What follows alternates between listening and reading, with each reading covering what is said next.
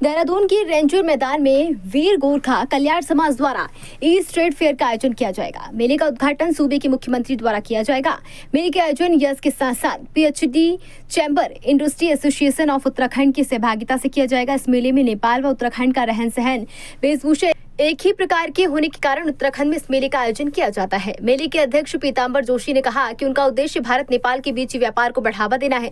कहा कि इससे दोनों देशों के संबंध मजबूत बनेंगे। मेले का आयोजन 21 मार्च से शुरू होगा, जिसमें नेपाल और उत्तराखंड की वेशभूषा, खान पान के स्टॉल रखे जाएंगे। सर, इंडो नेपाल जो ट्रेड फेयर का आयोजन आप 21 तारीख से कर रहे हैं, 21 मार्च से कर रहे हैं, इससे नेपाल और उत्तराखंड के भारत को क्या लाभ होने वाला है?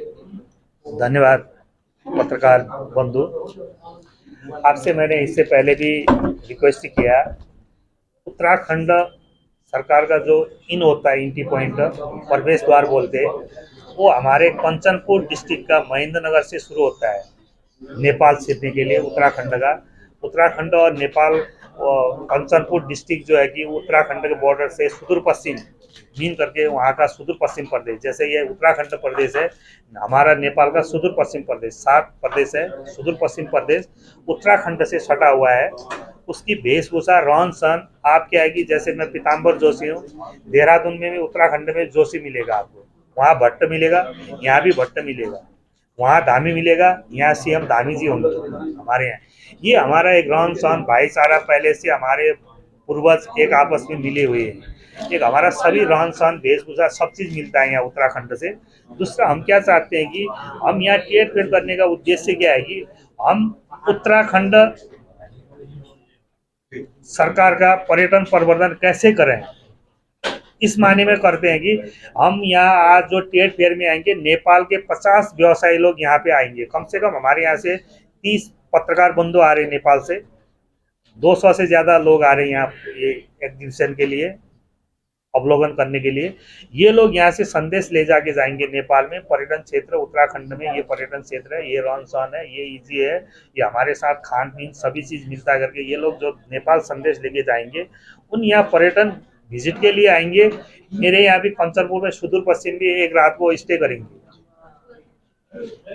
उनका, वो लोग करेंगे तो मेरा सुदूर पश्चिम में भी व्यापार बढ़ेगा और उत्तराखंड का भी पर्यटन का व्यापार बढ़ेगा दोनों देश में। दूसरा क्या है कि अभी पिछले चरण से कुछ 5-7 साल 8-10 साल से बीच में बॉर्डर में कुछ तंगियां आ रही नहीं, राजनीतिक उथल पुथल के कारण से सभी चीज से करने से हम क्या चाहते हैं कि दोनों देशों के नागरिक व्यवसायी लोग मिलके ये संबंध कैसे सुमधुर करें। जो नेपाल भारत के हम तो भाई भाई है ना। कल धामी जी यहाँ के सीएम और हमारे दार्चुला के धामी जी भाई भाई बिरादर है वो लोग, ये समझे। वो रिलेशन जोशी है और सुरेश जोशी है बीजेपी के प्रवक्ता, मैं जोशी हूँ नेपाल का, ये समझे।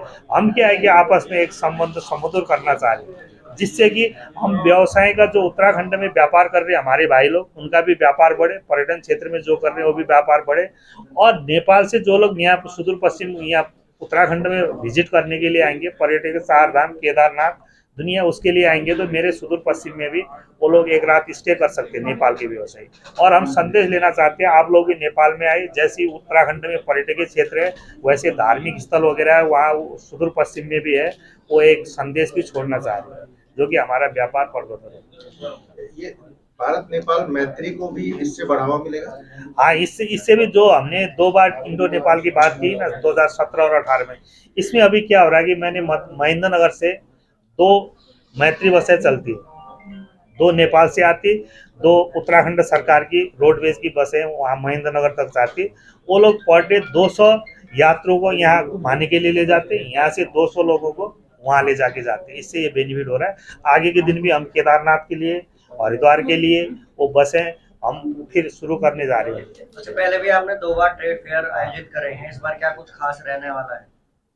खास का मतलब वो ट्रेड फेयर का निरंतरता है। हम समुद्र संदर्भ जा रहे हैं उसमें, और भी हम अब पहले क्या था कि 20-30 स्टॉल से शुरू किए थे, अभी 50 व्यवसायी लेके आए हैं। ये समझे, ये तो इम्प्रूव होता जाता है, जैसे बढ़ाते जाएंगे। अभी केदारनाथ तक हम अब मैत्री बस चलाएंगे। Thank you. खबर भारतवर्ष के लिए देहरादून उत्तराखंड से सुरेंद्र नेत्रा की रिपोर्ट। अपने शहर, अपने प्रदेश की ताज़ा खबरों के लिए लाइक करें, शेयर करें, सब्सक्राइब करें और हाँ, बेल आइकन दबाना ना भूलें, क्योंकि खबर हमारी, फैसला जनतंत्र का।